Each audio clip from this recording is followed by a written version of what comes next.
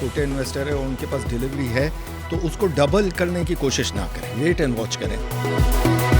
Trump صاحب نے کیا رونق لگائی ہے, اگر رونقوں میں انہوں نے اپنی کمی کی ہمارے لیے بہت اچھا ہے.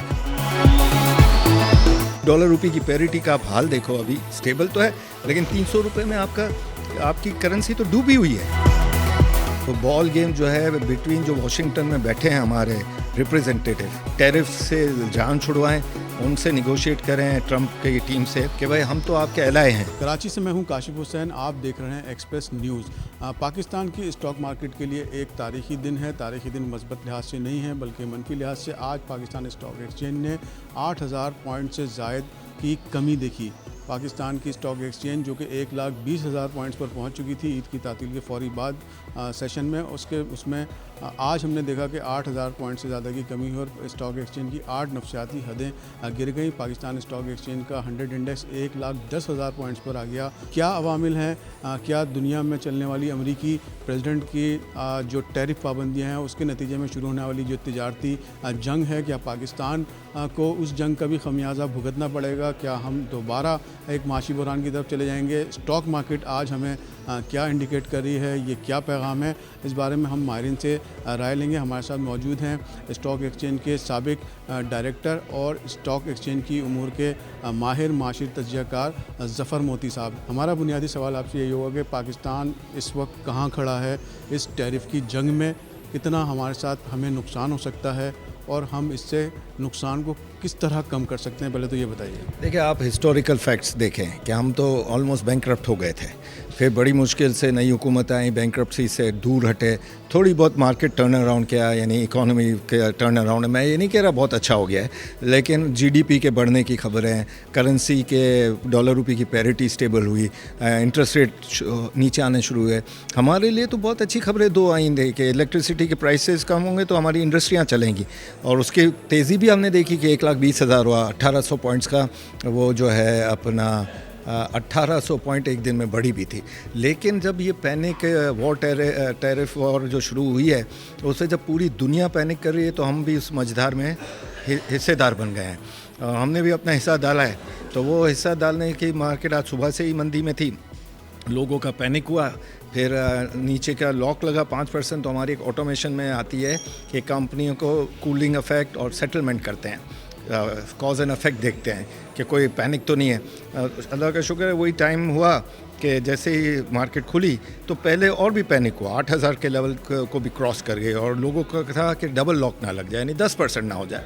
خیر ادھر سے پھر مارکیٹ نے دیکھا کہ سیل آف پریشر کم ہوا ہے, سیلنگ آف, تو آہستہ آہستہ ریکوری کرنی شروع کی ہے, اور آپ دیکھ رہے ہیں کہ مارکیٹ کے بند ہونے تک ہم لوگ اچھی خاصی ریکوری کر چکے ہیں. اب تو یہ سب بال گیم جو ہے بٹوین جو واشنگٹن میں بیٹھے ہیں ہمارے ریپریزنٹیٹیو, جو ان کا کوئی کام نہیں ہوتا, وہ اب ریپریزنٹ کریں پاکستان کو, ٹیرف سے جان چھڑوائیں, ان سے نیگوشیٹ کریں ٹرمپ کی ٹیم سے کہ بھائی ہم تو آپ کے الائے ہیں, ہم نے تو اکنامیکلی اتنا نقصان اٹھایا آپ کی وارز کی وجہ سے. ابھی بھی 2 بارڈرز پر ہمارا ٹینشن چل رہا ہے, اور روز ہم صبح اٹھ کر کیا خبریں دیکھ رہے ہوتے ہیں کہ یہاں پر یہ ہو گیا, اور خوارج آ گئے, اور یہ اٹیک ہو گیا.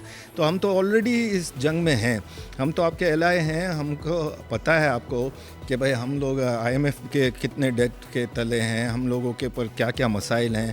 ہم کو تو ایکسپورٹ میں آپ کو موٹیویٹ کرنا چاہیے. اس صورتحال میں اگر وہ چھوٹے انویسٹر ہیں اور ان کے پاس ڈیلیوری ہے تو اس کو ڈبل کرنے کی کوشش نہ کریں, اور ری ایکٹیو نہ بنیں, اور اپنا ایکٹیویشن کم رکھیں, ویٹ اینڈ واچ کریں, کیونکہ یہ سبسیڈائز ہوا ہے.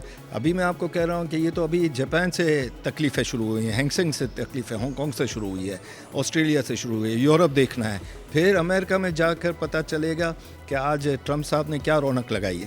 اگر رونقوں میں انہوں نے اپنی کمی کی تو پھر ہمارے لیے بہت اچھا ہے, اور اگر رونق میں یہ جھگڑا بڑھے گا ٹیرف وار کا تو انٹرنیشنلی اب تو کورٹ آف لا میں بھی جانے لگے ہیں. چائنا تو چلا گیا آلریڈی, اور بھی ملک چلے جائیں گے کہ بھئی یہ ون سائیڈڈ کیوں ٹیرف لگ رہا ہے. اور ہم تو اس وار کے حقدار ہی نہیں ہیں, ہم تو خود ہی پریشان ایک ملک ہے. ہماری ڈالر روپی کی پیریٹی کا آپ حال دیکھو, ابھی سٹیبل تو ہے لیکن 300 روپے میں آپ کی کرنسی تو ڈوبی ہوئی ہے. آپ کا ابھی انٹرسٹ ریٹ آہستہ آہستہ نیچے آ رہا ہے, نہیں تو ڈبل ڈیجٹ میں تو ابھی بھی ہے.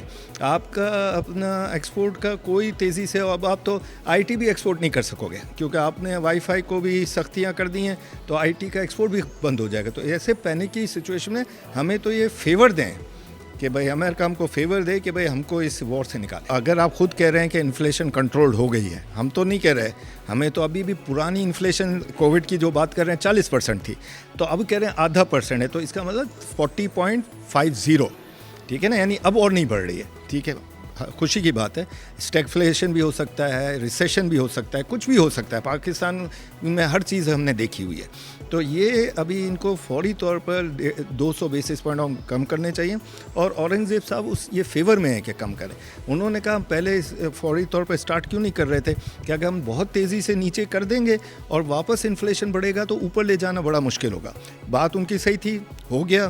اب انفلیشن کے فگر اچھے آ گئے ہیں, فیوریبل آ گئے ہیں پاکستان کے لیے, تو ان کو 200 بیسس پوائنٹ سے کم کرنا چاہیے. ٹیرف کی جو جنگ شروع ہوئی ہے دنیا میں, اس کے پاکستان پہ ممکنہ اثرات کے بارے میں خاص بات جو انہوں نے کہی کہ فوری طور پر پاکستان کو سفارتی کوششوں کا آغاز کرنا چاہیے, کیونکہ ہم بنیادی طور پر امریکہ کے اتحادی ہیں اور اس اتحاد کی بڑی کڑی قیمت ہم ادا کر چکے ہیں, اور اس وقت بھی دہشت گردی کے خلاف جو جنگ ہم پر مسلط کی گئی ہے وہ اسی اتحادی ہونے کا ایک نتیجہ ہے. اس کے ساتھ ہی ان کا یہ کہنا تھا کہ اسٹاک مارکیٹ میں بے یقینی ابھی برقرار رہے گی. دیکھنا پڑے گا کہ دنیا کی جو بڑی اسٹاک مارکیٹس ہیں وہاں کیا صورتحال ہے. اس صورتحال میں انہوں نے جو چھوٹا انویسٹر ہے, ریٹیل انویسٹر ہے, اس کو محتاط طرز عمل اختیار کرنے کا بھی مشورہ دیا ہے. ساتھ ہی انہوں نے پاکستان کی اکنامک ٹیم, خاص طور پہ وزیر خزانہ سے یہ اپیل کی ہے کہ آنے والے جائزے میں مانیٹری پالیسی کمیٹی کے اجلاس کے اندر شرح سود میں 2% کمی کی جائے, یعنی کہ 200 بیسس پوائنٹس کی انہوں نے سفارش کی ہے, تاکہ پاکستان کے اندر جو سرمایہ کی لاگت ہے اس کو